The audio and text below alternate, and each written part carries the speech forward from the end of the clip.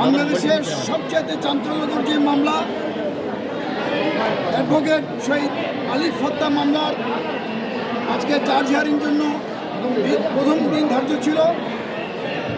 মোট 39 জন আসামি চার্জশিটভুক্ত, তাদের মধ্যে 23 জন গ্রেপ্তার হয়েছে। 23 জনের মধ্যে আজকে বিজ্ঞ আদালতে 22 জনকে হাজির করা হয়।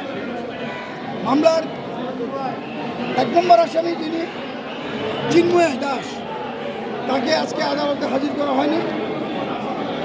পুলিশের নিরাপত্তাজনিত কারণে তারা ফোর্স সংগ্রহ করতে পারে, সেই কারণে তাকে আদালতে আজকে হাজির করা সম্ভব হয়নি। বিজ্ঞ আদালত সময় দিয়েছেন আগামী 29 তারিখ মামলার পরবর্তী 4 শুনানির জন্য দিন ধার্য করা হয়েছে এবং সেদিন সকল আসামিকে হাজির করা হবে। তাদের উপস্থিতিতে মামলার আসামিদের 4 শুনানি হবে এবং আসামির পক্ষে দাবি করা হয়েছিল যে তাদের পক্ষে আইনজীবী আসছে না।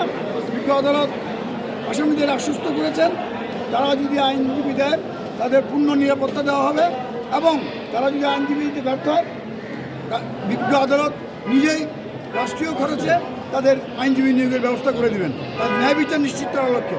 এবং ন্যায় বিচার নিশ্চিত করার লক্ষ্যে আসামি পক্ষকে সকল সুযোগ দেওয়া হবে। আমরা চাই এই মামলার সুষ্ঠু এবং ন্যায় বিচার হোক, এটা আমাদের দাবি।